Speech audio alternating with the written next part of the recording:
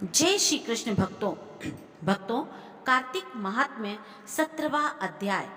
सूत जी कहने लगे कि अब सब व्रतों में उत्तम व्रत और मोक्ष देने वाले एकादशी के व्रत का महात्म्य सुनो।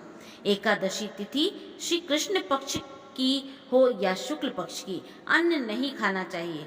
जो एकादशी को अन्न खाता है वह पापों का भक्षण करता है। एकादशी का व्रत माता के समान उसकी रक्षा करता है। दशमी तथा द्वादशी को भी एक समय ही भोजन करना चाहिए। नारद जी कहते हैं कि गंगा के समान तीर्थ नहीं है, माता के समान गुरु नहीं है, विष्णु के समान देव नहीं है, अन्न ना खाने के समान तप नहीं है, तथा शांति के बराबर सुख नहीं है। सत्य के बराबर ज्योति नहीं है, कार्तिक के समान मास नहीं है, ज्ञान के समान लाभ नहीं है, और एकादशी के समान अन्य कोई व्रत नहीं है। व्रत करने वाला प्रातः समय उठकर भगवान का पूजन करे, पुराणों की कथा सुने, एकादशी की रात्रि को जागरण करे। नारद जी कहने लगे, हे राजन, अब एक इतिहास सुनो। नर्मदा के तट पर गालव ऋषि का अति शोभायमान आश्रम था। गालव का भद्रशील नाम का एक पुत्र था जो विष्णु का परम भक्त था। वह बालकों के साथ भगवान की मूर्ति बनाकर पूजन किया करता था। साथ ही बालकों को उपदेश दिया करता था कि वह भी भगवान का पूजन करें तथा एकादशी का व्रत करें। बालक भी उनका उपदेश सुनकर वैसा ही किया करते थे।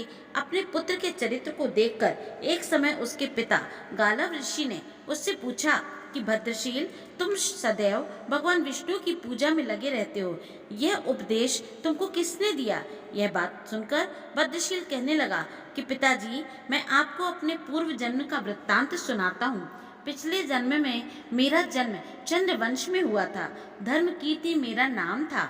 दत्तात्रेय जी से मैंने शिक्षा दीक्षा ग्रहण की थी। मैंने 1000 वर्ष तक राज्य किया। उस काल में मैंने अनेक धर्म तथा पाप के कर्म भी किए, परंतु दैववश मैं बुरी संगत में पड़ गया और वेद मार्ग छोड़कर पाखंड मार्ग पर चल पड़ा। मेरे इन आचरणों को देखकर प्रजा भी पाप के कर्म करने लगी। इस प्रकार धर्म शास्त्रों के कथनानुसार प्रजा के पाप का छठा भाग मुझको भी मिलने लगा। एक दिन हम शिकार खेलने के लिए वन में गए, अतएव सारा दिन भूखे और प्यासे ही रहे। खाने को कुछ भी नहीं मिला। घूमते फिरते हम मार्ग भी भूल गए और शाम को नर्मदा नदी के किनारे पर पहुंच गए। उस दिन एकादशी व्रत होने के कारण वहाँ एकत्रित अनेक वैष्णव भगवान का कीर्तन कर रहे थे। मैं भी भूखा प्यासा रहकर रात भर वहीं पर पड़ा रहा, मगर प्रातः काल होते ही भूख प्यास से दुखी हो मेरे प्राण निकल गए। उसी समय यमराज के दूत मुझको पापी समझकर मारते पीटते यमराज के पास ले गए। यमराज ने चित्रगुप्त से मेरे सब पाप और पुण्यों का लेखा मांगा। तब चित्रगुप्त ने विचार कर कहा, यद्यपि यह बड़ा पापी है, परंतु इसने एकादशी का व्रत किया था, इसी से इसके प्राण निकल गए। इस कारण इसके समस्त पाप नष्ट हो गए। यह सुनकर यमराज तत्काल अपने सिंहासन से उठकर खड़े हो गए और हाथ जोड़कर मुझसे बोले कि क्षमा करना, हमसे भूल हो गई। साथ ही मुझको नमस्कार भी किया। फिर अपने दूतों को धमका कर कहने लगे, जो मनुष्य भगवान के नामों का जप करता हो उसको कभी हमारे पास मत लाओ।